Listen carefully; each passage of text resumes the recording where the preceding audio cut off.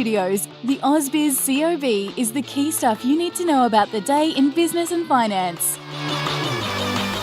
Welcome to the COB. I'm Juliette Sarli. Yeah, I'm Andrew Gagan. Great to be here, which, look, plenty to consider today, Juliette, and what I'm calling it pretty flat end to the day, isn't it? Bit ho-hum, wasn't it? I mean, we had Nvidia like shooting the lights out overnight, but our market pretty flat. The ASX 200, I think, is unchanged. Last time I looked, didn't move at all, around 7,608. But, you know, a raft of earnings coming through today, and it really was from cheesemakers, miners, jewellery companies, just every sort of facet of the economy you can think of, really. Yeah, and quite a few hits and misses too. No sort of real trends there emerging, but yeah, look, no doubt some investors are pleased, others pretty disappointed by what they're hearing, because of course it's all about the guidance, isn't it? It is. So a mixed bag is sort of how we coined today, given that you had Qantas profit declining but announcing that share buyback. Lovisa, the market really liked. We had interviews with the Medibank private CEO. You spoke to Insignia, I believe. Yeah, Insignia doing well. In fact, the market loved that as well, whereas some of the others less well received. A couple of the miners certainly under pressure.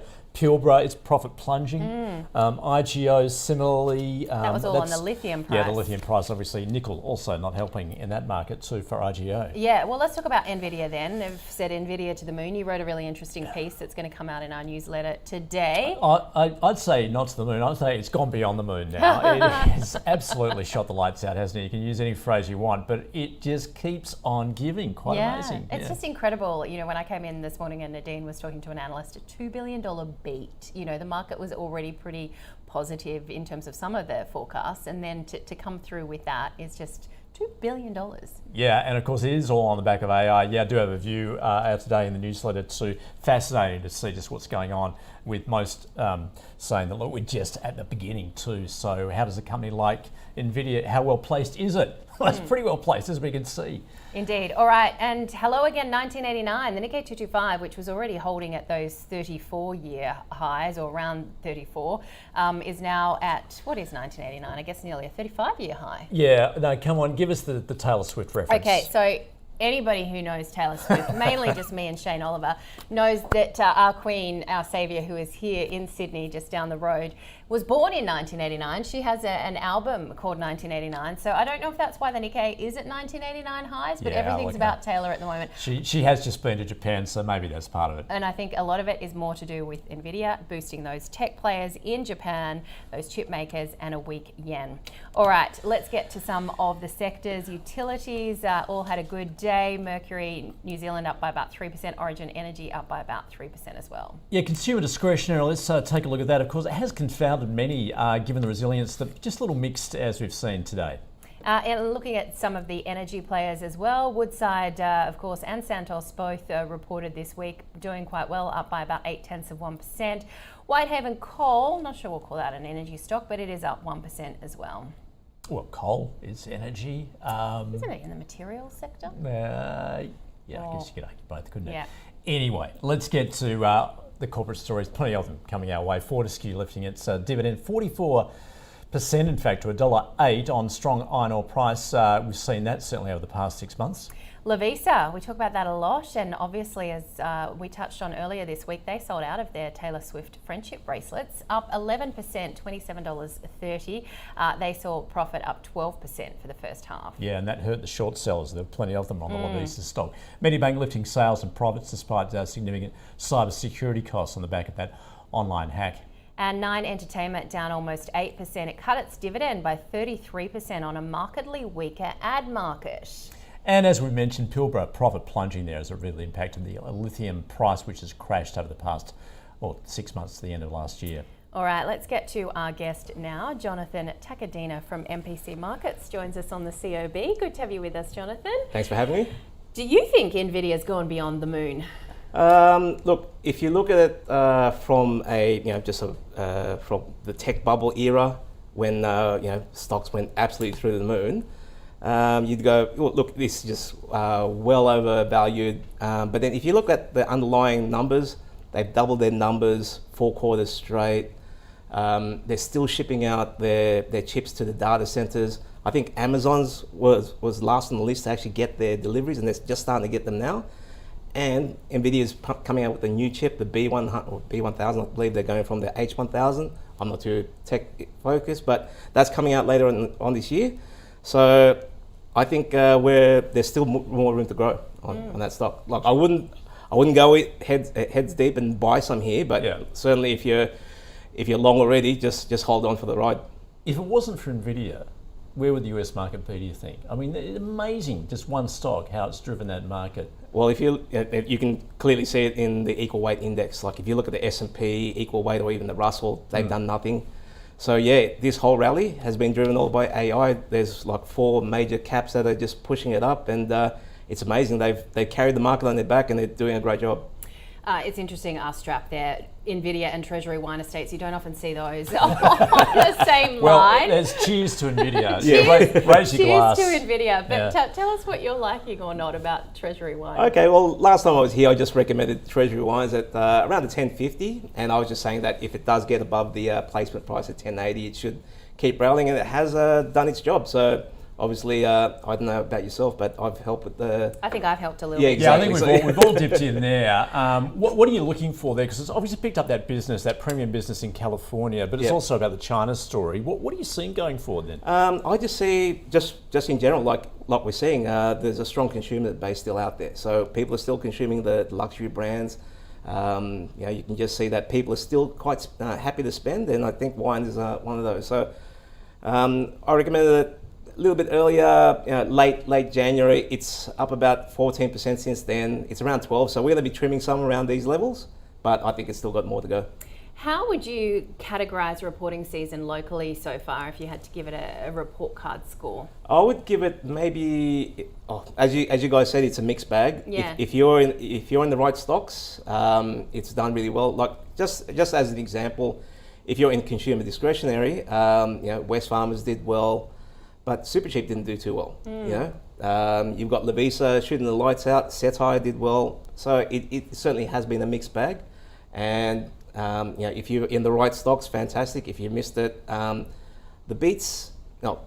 punishment hasn't been too bad. So I think overall, the markets, we're still around 7,600. So it's still quite bullish overall. Putting you on the spot, is there any sort of particular stocks you're holding that you have been disappointed with that has surprised you on the downside? So the Supercheap's been one. Right. So I just thought, look, consumer discretionary, it's in the right spot. They have managed their inventory well, and the share price has done well. Unfortunately, the results haven't come in line. Like, there were just small disappointments, so it pulled back a little bit today. All right, and I guess we've still got a little bit more to go. It could still change, but any sort of outlook on what we might still see from the companies that haven't reported? I think overall, look, you've got the Nikkei and new highs. Our market's near highs. Nvidia's about to break new highs tonight. I just think overall this market wants to head higher. The liquidity that the central banks have pushed into the markets, even though they've raised rates, it hasn't slowed things down just yet. So I just think we're going to head to and grind higher from here. So even despite that macro outlook, which is clearly disappointing some investors, that any imminent rate cut appears to be pushed back, you don't think perhaps the market is getting ahead of itself, that we're in for a bit of a correction? I think at the moment, the consumers have shown you that we're able to handle these rates because historically, what are we, 4.5? Historically, that's not too high. Like if the RBA were to start pushing it higher, or the Fed starts pushing it higher, yeah, absolutely, I think we might slow it down. But the consumers showed, and the stock market shown that we're able to operate at these levels. Yeah, and we're buying luxury, we're buying Lovisa. It's very, very interesting. Jonathan, thanks so much for your time. Jonathan Takadina there from MPC Markets. All right, well, let's return to some of those earnings results. Our stock of the day was Qantas, in fact, flagging a $400 million buyback as those profits slipped, shares coming off as a result. Let's get to you. Josh Barker joined us from Macro Capital, and Sean Cartwright from Anadara Asset Management.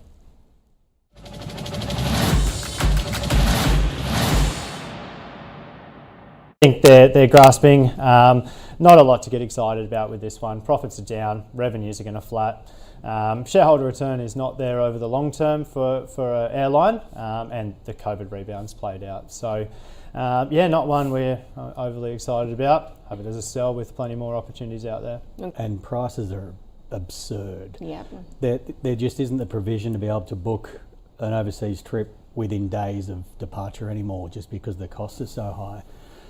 When it comes to Qantas, I agree with Josh. I was a bit of a fanboy with Qantas last year, a couple of times on the show. I actually think Alan Joyce did a really good job. I understand that the consumer aren't a huge fan, but you have to look at things like their CapEx program that they've announced. They're refreshing most of their fleet over the coming years. They've got huge orders in for new aircraft from both Boeing and Airbus.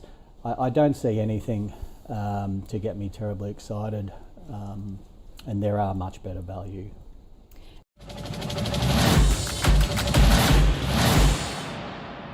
Not terribly excited there by Qantas. Yeah, clearly not on board, you No. would say. Oh, Andrew, the nice.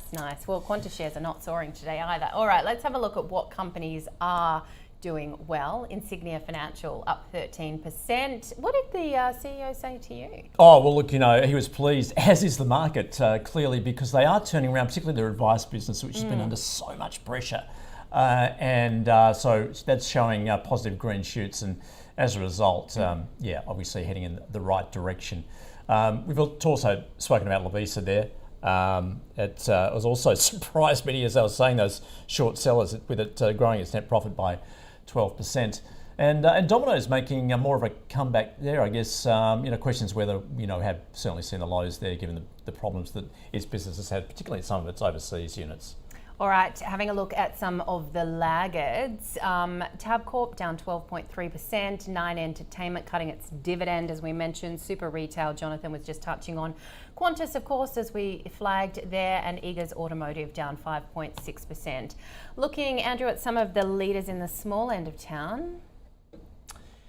Yeah, and a bit of a mixed bag there, as you can see. Certainly 14 Memory, 88 Energy in the uranium space, which had a good bounce as well. Tauga also in resources, Universal Store in terms of retail, and Tamboran in terms of energy. So we're right across the board. All right, and having a look at the laggards in the small cap. The Reject Shop, so interesting, Lovisa doing so well, the Reject Shop not, down 14%. Brazilian Rare Earth, OneView Healthcare, COG State and 3P Learning all amongst the laggards. All right, well, Nvidia was of course the focus on Wall Street. What are we going to see tonight? I think we've got data on jobless claims, a number of things happening. Yeah, as you can see, certainly the flash PMIs, that's going to be an interesting read, just to get a greater sense of where the US economy is travelling, home sales as well. And yeah, we've had a raft of Fed members speaking more tonight. And interesting, Kyle Rodder was telling me earlier, these flash PMIs are also going to be key for how we'll trade tomorrow as well. But of course, we've also got a number of companies coming through with earnings as well on the final day of the week. So we've got Accent Group, Brambles, Eagers. Nope. See, look, there are so many, in fact, so many that we can't even keep up type with our them. graphics. Yeah, Let me tell you, Accent Group, Brambles. No, have we got Eagers Automotive, or was that today? I thought that was today. Yeah. But anyway, it is on the list. It has, it's obviously coming. Sandfire, Bapcorp also. Yeah, a very busy day, and we'll get across all of those. And of course, we had so many CEO interviews you can catch up with as well on ausbiz.com.au. A quick look at where the markets are looking. Okay, you're in the green. Barely, 1 point there. The ASX 200 is up 2 points, 7,610. That's a nice round number. Markets do love a good number. And yeah, I think the takeaway today was Qantas, Medibank lagging, Fortescue rising. It just continues to get a benefit from that iron ore price. So all that effort we've put in today, absolutely nothing to show for it. We've ended up where we began. Oh well, at least we tried. As you can only do your best. We'll try again tomorrow. We will. See you then. We'll see you then. Cheers.